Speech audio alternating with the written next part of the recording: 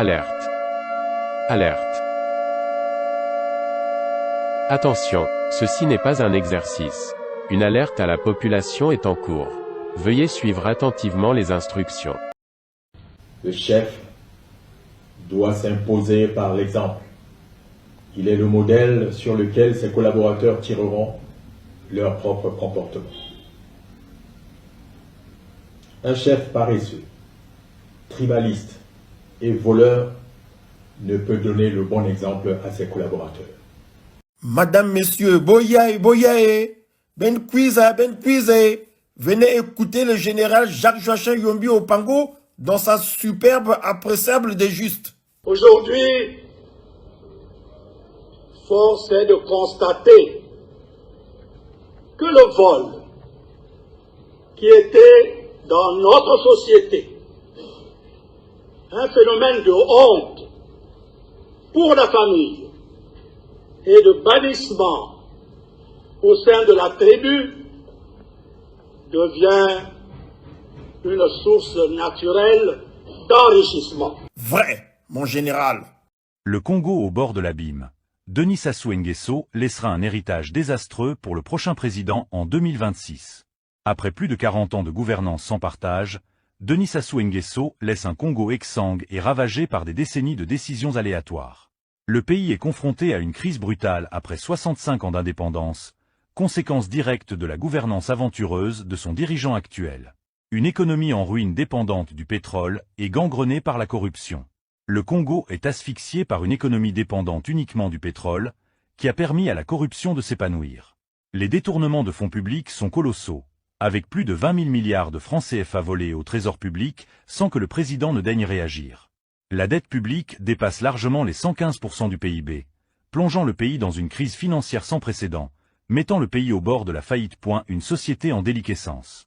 La corruption est devenue un mode de fonctionnement normalisé dans toutes les administrations publiques, y compris à la présidence de la République. Les audiences présidentielles se monnaient à coups de millions de francs CFA, auprès du protocole d'État. Les artistes sont réduits à l'état de sous-hommes, tandis que le chômage touche presque la totalité de la jeunesse. Les salaires des fonctionnaires et les pensions payées en numéraire se font parfois avec des faux billets de francs CFA. Les coupures fréquentes d'électricité et d'eau, accompagnées de pénuries de carburant chroniques, font partie de la vie quotidienne des populations. Une justice manipulée et une sécurité défaillante. La justice est manipulée pour servir les intérêts du pouvoir en place. Les gangs sont entretenus par des hommes du pouvoir pour terroriser les paisibles citoyens et les intimider. Les militaires eux-mêmes sont mal équipés et mal nourris, tandis que la famille du président organise des cérémonies de mariage fastueuses à l'étranger. Un système de prédation, le système Sassou Nguesso, fonctionne comme une prédation organisée, où l'économie nationale est considérée comme un gâteau à partager entre les proches du pouvoir. Plus on est haut dans la hiérarchie, plus on a accès à la manne et plus on peut s'enrichir. Le combat politique n'est qu'une lutte de contrôle du gâteau et de ses ressources. Un pays isolé diplomatiquement, le Congo est isolé diplomatiquement et considéré comme un État terroriste par les Américains. Les tragédies passées, comme celle du 4 mars 2012 et celle du Pool, n'ont pas été indemnisées. Le pays est plongé dans une crise profonde, et il est urgent de trouver des solutions pour sortir de cette situation désastreuse. Un avenir incertain. Le prochain président du Congo en 2026 héritera d'un pays en ruine, avec une économie dépendante du pétrole, une société en crise et une gouvernance défaillante. Il devra relever le défi de reconstruire le pays et de restaurer la confiance des citoyens dans les institutions publiques. The best songs on the radio. This is my only favorite station.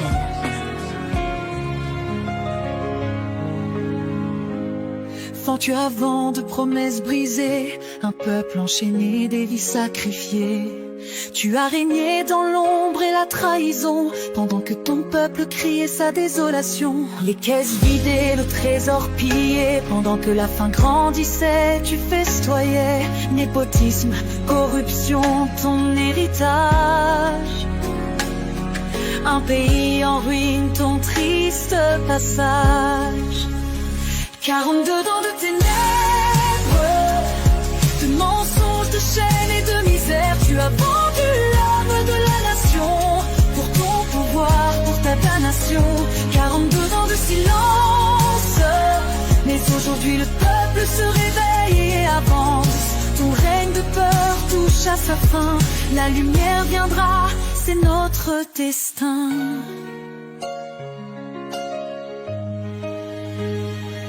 Rituel sombre, pacte maudit, tu as sacrifié l'espoir pour ton paradis. Mais les prières des opprimés montent, et ton empire de mensonges s'affronte. Les enfants sans école, les hôpitaux vides, pendant que tes proches vivent dans l'opulence sordide. Le sang des innocents crie justice, ton règne de terreur touche à son précipice.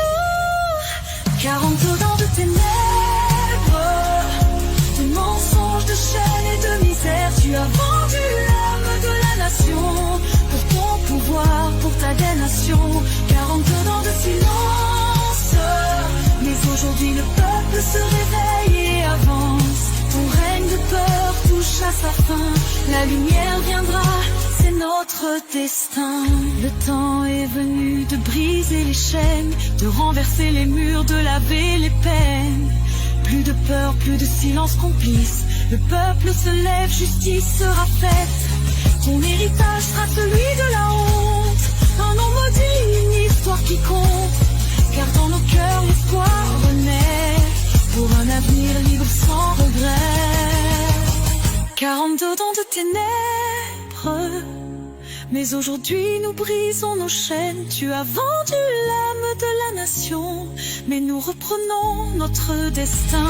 40 ans de silence, le peuple se lève, plus de souffrance. Ton règne de peur touche à sa fin. La lumière triomphe, c'est notre destin. Le peuple uni ne sera plus blessé. La vérité éclate, le changement vient, pour un avenir où la justice retentit.